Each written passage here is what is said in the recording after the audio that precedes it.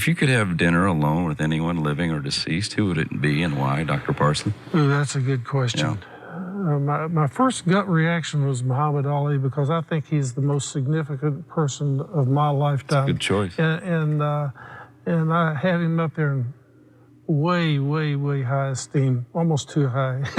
And then Ken Venturi, the golfer. Okay. Maybe Lou Holtz, Magic Johnson, Tim Tebow, all these people all have good hearts. And it seems like there's more every positive. But my pick would be George Foreman. Well, you know Foreman Ali, right? You know, would you have all these guys at one dinner table? Oh, I could. No, I'd want one at a time. But I've always wanted to meet George Foreman. Sure. George Foreman to me is what my whole vision of being a man is. Okay. And that's not because he can just knock anybody out.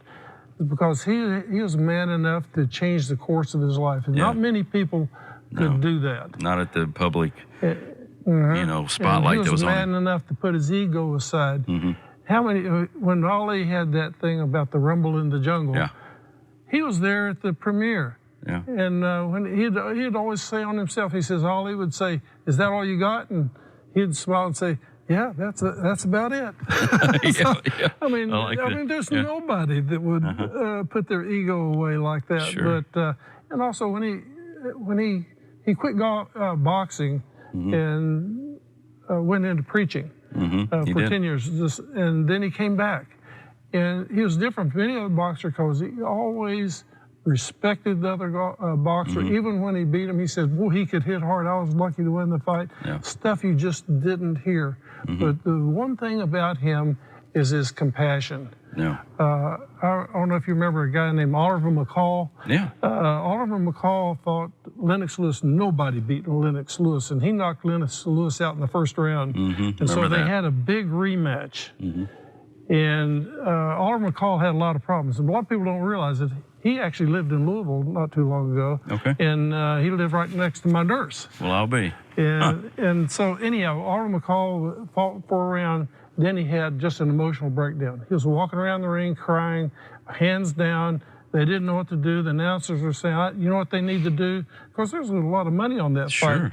They need to take his license away from him. They would say, "No, they need to take his purse away from him." They would say, "No, I think they should take his purse away." And I was there watching it. I said, "Oh, yeah, that's all right. That's good, that's good." And George Foreman said, "You know what I think?" They said, "No, what do you think?" He says, "I think they need to go to give this man a big hug and tell him his health is more important than this fight."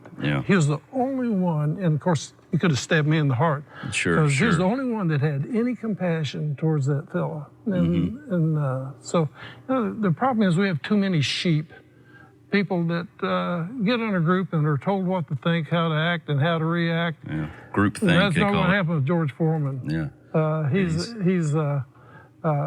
different, and I would love to find out where he got his strength. The way he rebuilt his life is pretty remarkable. Yes.